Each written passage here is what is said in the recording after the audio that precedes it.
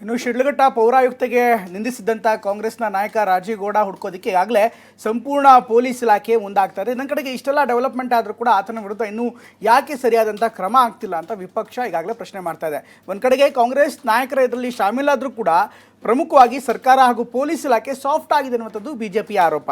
ಹೀಗಾಗಿ ಈಗ ಶಿಡ್ಲಘಟ್ಟ ಪ್ರಕರಣ ರಾಜಕೀಯ ತಿರುವನ್ನ ಇನ್ನಷ್ಟು ದೊಡ್ಡದಾಗಿ ತೆಗೆದುಕೊಳ್ತಾ ಇದೆ.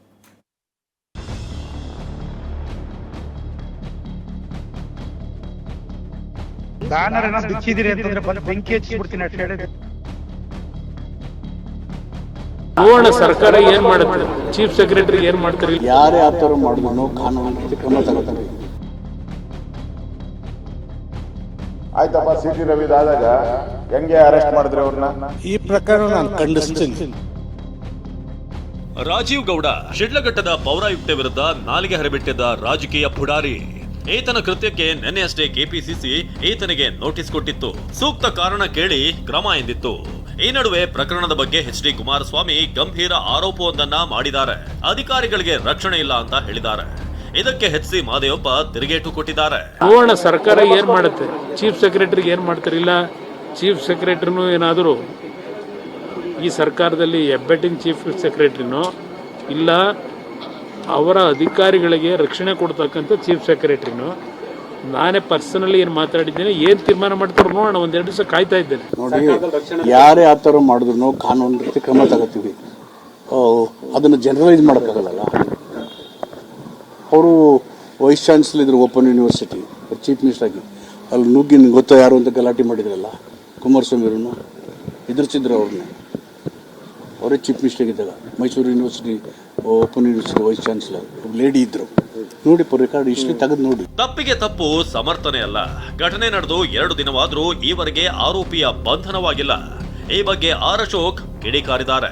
ಆಯ್ತಪ್ಪ, ಸಿಟಿ ರವಿದಾದಾಗ ಹೆಂಗೆ ಅರೆಸ್ಟ್ ಮಾಡಿದ್ರಿ ಅವ್ರನ್ನ? ವಿಧಾನಸೌಧ ಹತ್ರನ ಬಂದು ಅರೆಸ್ಟ್ ಮಾಡಿದ್ರಿ. ತಗೊಂಡೋಗಿ ಕಾಡು ಮೇಡು ಕ್ವಾರಿ ಕಬ್ಬನ ಗದ್ದೆಗಳು ಸುತ್ತಿಸ್ತಿರಲ್ಲ, ಇವ್ರನ್ನ ಯಾಕೆ ಸುತ್ತಿಸಿಲ್ಲ? ಇವ್ರನ್ನೆಲ್ಲ ಕಾಡು ಮೇಡು ಯಾವಾಗ ಸುತ್ತಿಸ್ತೀರಾ? ಕ್ವಾರಿ ಯಾವಾಗ ತೋರಿಸ್ತೀರಾ? ಕಬ್ಬನ ಗದ್ದೆ ಯಾವಾಗ ತೋರಿಸ್ತೀರಾ? ಇವ್ರಿಗೆ ಅವರು ದೂರು ಕೊಟ್ಟು ಅದು FIR ಆದ ಕೂಡಲೇ ಅವರನ್ನು ಅರೆಸ್ಟ್ ಮಾಡುವಂಥದ್ದಕ್ಕೆ ಏನು ಕಾಯ್ದೆಗಳಲ್ಲಿ ಅವಕಾಶ ಇತ್ತು ಮಾಡುವಂಥ ಪ್ರಯತ್ನ ಮಾಡಿದ್ರು. ಆದರೆ ಅಷ್ಟೊತ್ತಿಗೆ ಅವರು ಸಂಪರ್ಕದಲ್ಲಿ ಇರಲಿಲ್ಲ. ಅವೆಲ್ಲವನ್ನು ಅವರು ಗಮನದಲ್ಲಿಟ್ಕೊಂಡು 2 ತಂಡ ಮಾಡಿ ಎಲ್ಲೆಲ್ಲಿ ಇರ್ಬೋದು ಅಂತಕ್ಕಂಥ ಪ್ರಯತ್ನ ಮಾಡಿದ್ದಾರೆ. ಇನ್ನು ಬಾಗೇಪಲ್ಲಿ ವಿಧಾನಸಭಾ ಕ್ಷೇತ್ರದ ಶಾಸಕ ಎಸ್.ಎನ್. ಸುಬ್ಬಾರೆಡ್ಡಿ ರಾಜೀವ್ ಗೌಡ ವಿರುದ್ಧ ಆಕ್ರೋಶ ವ್ಯಕ್ತಪಡಿಸಿದ್ದು ಪಕ್ಷದಿಂದ ಶಿಸ್ತು ಕ್ರಮ ಆಗುತ್ತೆ ಎಂದಿದ್ದಾರೆ. ಈ ಪ್ರಕರಣ ನಾನು ಖಂಡಿಸ್ತೀನಿ. ಯಾಕಂದರೆ ನಾಗರಿಕ ಸಮಾಜದಲ್ಲಿ ಯಾರ ಬಾಯಿಂದಲೂ ಇಂಥ ಮಾತುಗಳು ಬರಬಾರ್ದು. ಒಬ್ಬ ಅಧಿಕಾರಿಗೆ ಅಲ್ಲ, ಸಾಮಾನ್ಯ ಪ್ರಜೆಗಳು ನಾವು ಆ ಥರ ಮಾತನಾಡುವಂಥದ್ದು ಸೌಭ್ಯತೆ ಅಲ್ಲ. ಇದು ನಮ್ಮ ಸರ್ಕಾರನ ಗಮನಿಸ್ತಾ ಇದೆ. ಖಂಡಿತವಾಗ್ಲೂ ಕಟ್ಟುನಿಟ್ಟಿನ ಕ್ರಮನೂ ತಗೊಳುತ್ತೆ. ಆಲ್ರೆಡಿ 2 FIR ದಾಖಲಾಗಿದೆ. ಪಕ್ಷ ಕೂಡ ನೋಟಿಸ್ ಕೊಟ್ಟಿದೆ.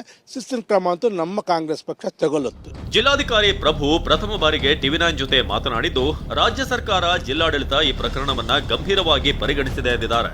ನನಗೆ ಸಿಬ್ಬಂದಿ ವರ್ಗದವರಿಂದ ಈ ಮಾಹಿತಿ ಬಂತು, ಈ ಥರ ಆಗಿದೆ ಅಂತೇಳಿ. ತತ್ಕ್ಷಣ ತಹಸೀಲ್ದಾರ್ ಅವರಿಗೆ ಮತ್ತು ಇತರ ನಮ್ಮ ನಗರ ಆಯುಕ್ತರಿಗೆ, ಚಿಂತಾಮಣಿ ನಗರ ಆಯುಕ್ತರು, ಬೇರೆ ಬೇರೆ ನಗರ ಆಯುಕ್ತರಿಗೆ ಮತ್ತು ನಮ್ಮ PD ಅವರಿಗೆ ನಾನು ಕೂಡಲೇ ಮಾತಾಡಿ ಏನು ಇಶ್ಯೂ ಇದೆ ಏನು ಅಂಥೇಳಿ ಪರಾಮರ್ಶಿಸಿ ಮತ್ತು ಅವ್ರಿಗೂ ಕೂಡ ಅಮೃತ ಗೌಡ ಅವ್ರಿಗೂ ಕೂಡ ನಾನು ಮಾತಾಡಿದೆ. ಶಿಡ್ಲಘಟ್ಟ ನಗರಸಭೆ ಮುಂದೆ JDS ಮುಖಂಡರು, ಸಾರ್ವಜನಿಕರು ಪ್ರತಿಭಟನೆ ನಡೆಸಿದರು. ಕರ್ನಾಟಕ ರಾಜ್ಯ ಸರ್ಕಾರಿ ನೌಕರರ ಸಂಘದ ಸದಸ್ಯರು ನಿಂದನೆಯನ್ನು ಖಂಡಿಸಿ ಜಿಲ್ಲಾಡಳಿತ ಭವನದ ಮುಂದೆ ಧರಣಿ ನಡೆಸಿದರು.